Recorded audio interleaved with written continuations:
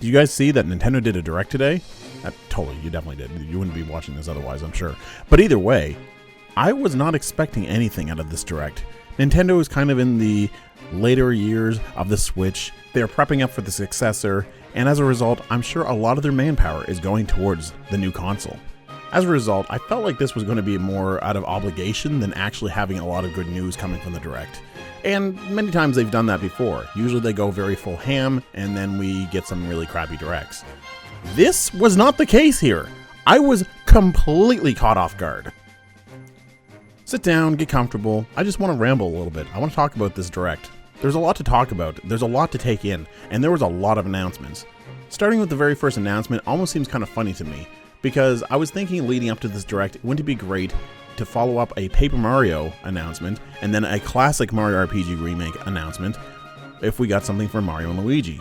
I was kind of expecting Partners in Time to get a remake, but no, Nintendo went one step further and they gave us a new Mario and Luigi game, which is super exciting. Have you seen Brothership?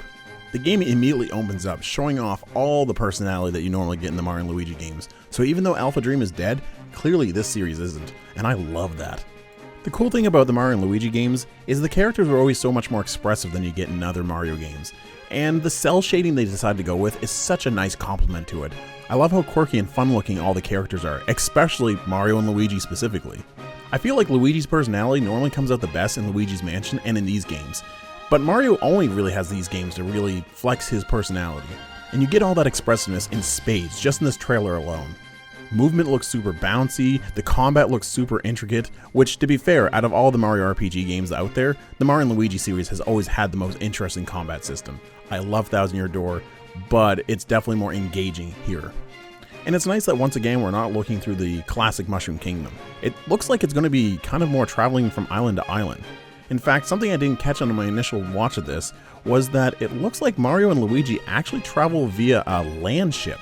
You can see right at the end there that that island is actually moving. It's sailing, and you can even see the leaf-like sail.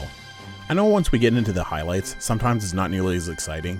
I personally am not super stoked for the new NES Championship game. It definitely strikes me as more of a game for content creators than actual players. Fantasian actually looks like an interesting storyline. It kind of makes me think of Bravely Default in its style and presentation, so I'm looking forward to playing that. The other highlight that really caught my eye was Mio. The art style looks very interesting, and it looks like a fantastic Metroidvania. It really looks like it's trying to lean into the harder side of things, which I dig. If we're still going to wait on Silksong, maybe this can at least scratch that Hollow Knight itch. Nintendo also didn't pull any punches with their highlights. I mean, a Donkey Kong Country Returns remaster is great. You're literally giving me the best Wii game to ever exist and putting it on the Switch. I'm a happy camper. That's just got me written all over it. Also, I love what Square Enix is doing with all these HD 2D games because they look fantastic. Dragon Quest looks phenomenal. However, I'm not a Dragon Quest person myself. I am a little concerned that Square Enix doesn't know how to count. Can someone explain to me why it's called the Complete Trilogy with 2 games?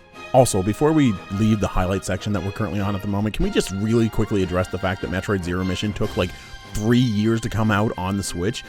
I have never played this game, and I've been waiting for the opportunity to play this, so why did it take so long? Like, seriously, why did it take so long? But enough on that. Did you see the new Mario Party game? Like, legitimately, that is one of the more exciting announcements. I know some people don't care about Mario Party, but I love the idea of being able to play Mario Party with my friends. I love being toxic. I am such a troll. This is exactly what I wanted to see. And this time I feel like we're actually getting a reasonable amount of boards. Like every other game on the Switch has been 5 boards, which is really stupid. This time we're getting 5 new boards plus 2 old ones, which is great. I like the idea of actually revisiting old boards like you do in, say, Mario Kart with their old tracks. This is a great idea.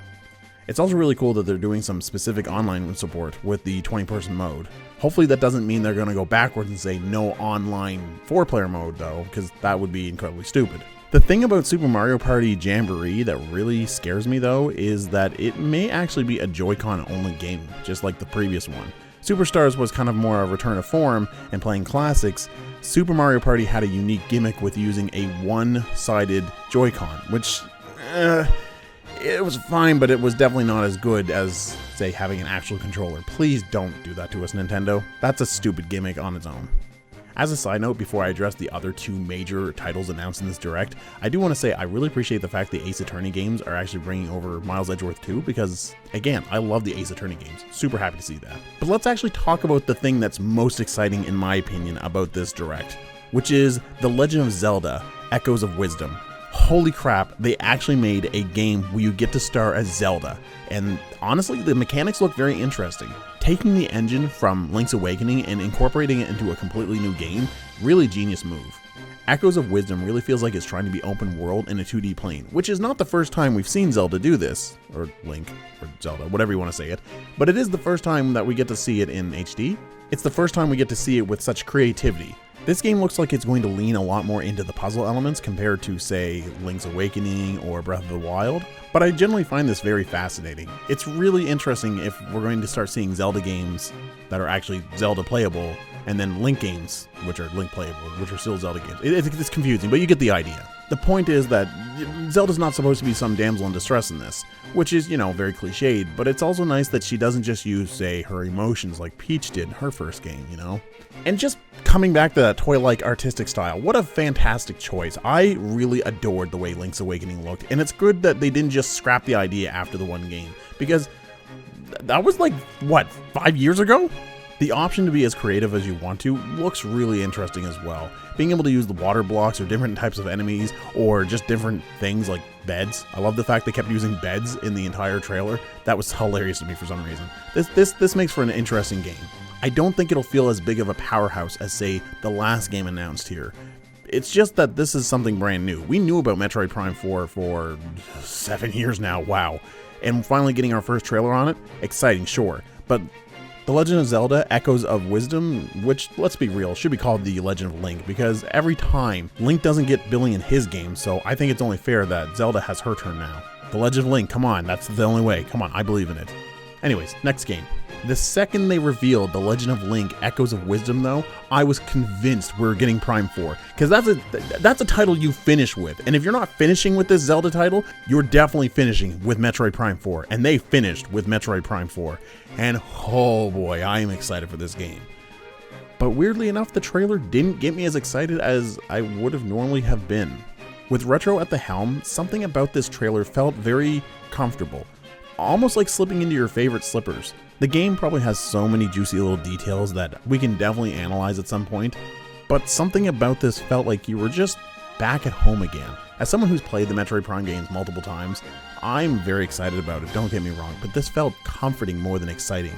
It was the little details, going back in that first person view, getting to scan things, even the music, even the sound effects, everything about it felt like Retro was back at the helm and they knew exactly what they were doing. And this is a good thing. All three of the original trilogy were phenomenal games, and I expect nothing but greatness out of Prime 4. Even the little details in Samus' suit when she first pops up, you can tell that she carries a lot of the appearance of the Prime games, but she definitely has a bit more of a sleeker design, kind of similar to her later titles. It's so pretty. Everything about this game is pretty.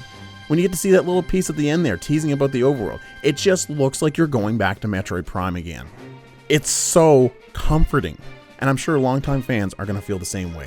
They're going to just want to get back into that world, just dive deep in and experience the lore. And that's how they ended the Direct.